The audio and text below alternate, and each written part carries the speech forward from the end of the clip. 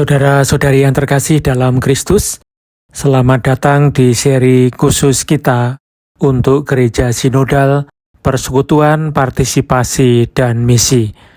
Dalam beberapa episode ke depan, kita akan bersama-sama mengenal, memahami, dan merenungkan dokumen akhir Sinode para Uskup tahun 2021 sampai 2024. Dokumen ini bukan hanya untuk para uskup, imam, biarawan-biarawati, atau pengurus gereja. Dokumen ini sejatinya ditujukan untuk seluruh umat Allah. Mungkin ada yang bertanya, sinode itu apa? Gereja sinodal itu maksudnya bagaimana? Apakah ini hanya istilah baru dalam gereja? Mari kita mulai dari pengalaman yang sederhana. Pernahkah kita berjalan bersama orang lain? Misalnya dalam perjalanan ziarah, dalam kegiatan lingkungan, dalam retret, atau bahkan dalam keluarga. Ketika berjalan bersama, kita tidak bisa hanya memikirkan langkah kita sendiri. Kita perlu memperhatikan yang berjalan lebih cepat, yang tertinggal, yang lelah, yang belum paham arah, bahkan yang mungkin ingin berhenti. Begitulah gambaran sederhana tentang gereja sinodal. Gereja sinodal adalah gereja yang berjalan bersama, bukan sebagian orang yang berjalan di depan dan yang lain hanya mengikuti tanpa suara. Bukan pula setiap orang berjalan sendiri-sendiri menurut kehendaknya. Gereja sinodal adalah gereja yang berjalan sebagai umat Allah dalam terang Roh Kudus menuju misi yang dipercayakan Kristus. Ada 3 kata kunci yang sangat penting: persekutuan, partisipasi, dan misi. Pertama, persekutuan. Kita bukan kumpulan pribadi-pribadi yang kebetulan datang ke gereja yang sama. Kita adalah umat Allah. Kita dipersatukan oleh Kristus.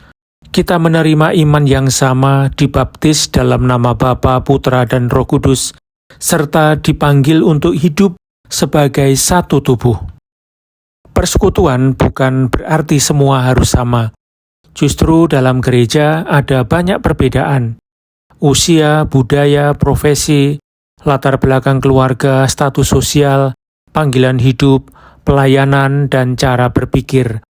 Tetapi semua perbedaan itu dipanggil untuk menjadi harmoni, bukan sumber perpecahan. Kedua, partisipasi. Dalam gereja tidak ada orang yang hanya menjadi penonton. Setiap orang yang dibaptis memiliki martabat, karunia, dan tanggung jawab.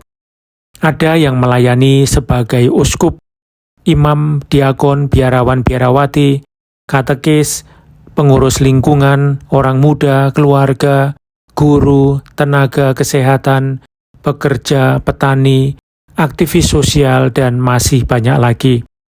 Partisipasi berarti setiap orang diberi ruang untuk mengambil bagian.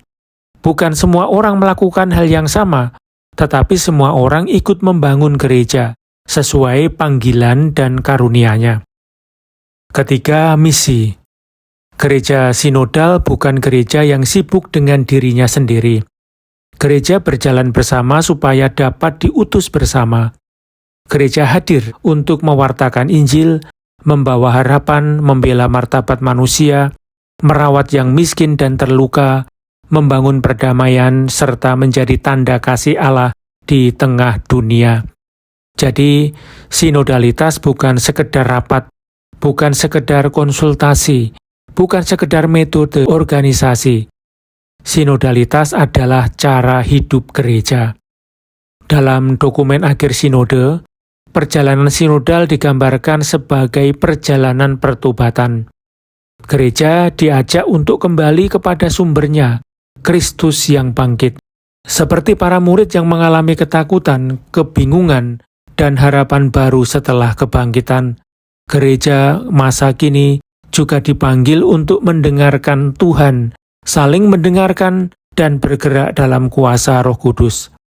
Salah satu gambaran indah dalam dokumen ini adalah kisah Maria Magdalena, Petrus, dan murid yang dikasihi Yesus di pagi Paskah. Mereka datang ke makam dengan cara dan peran yang berbeda. Maria Magdalena datang karena kasih.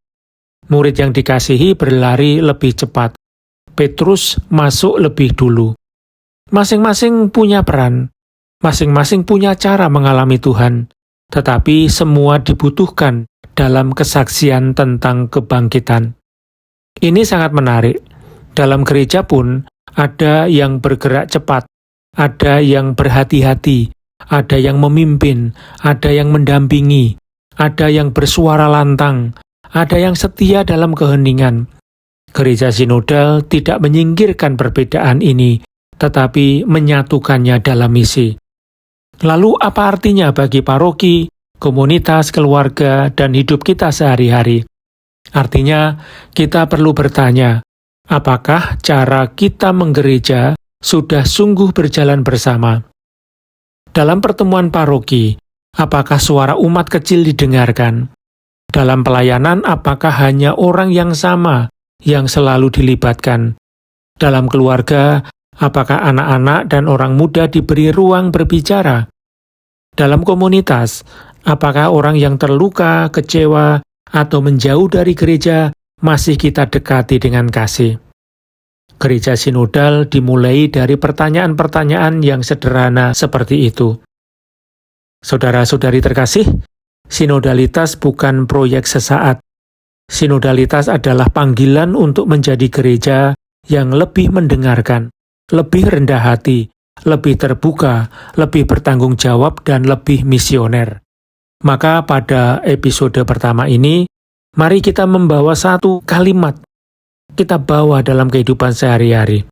Gereja sinodal adalah gereja yang berjalan bersama sebagai umat Allah dalam persekutuan, partisipasi, dan misi. Mari kita mulai dari diri kita sendiri. Apakah saya mau berjalan bersama? Apakah saya mau mendengarkan? Apakah saya mau ambil bagian dalam misi gereja? Terima kasih sudah mengikuti episode ini. Pada episode berikutnya, kita akan membahas satu kata yang menjadi kunci seluruh proses sinode, mendengarkan. Bukan sekedar mendengar dengan telinga, tetapi mendengarkan dengan hati. Sampai jumpa, Tuhan memberkati.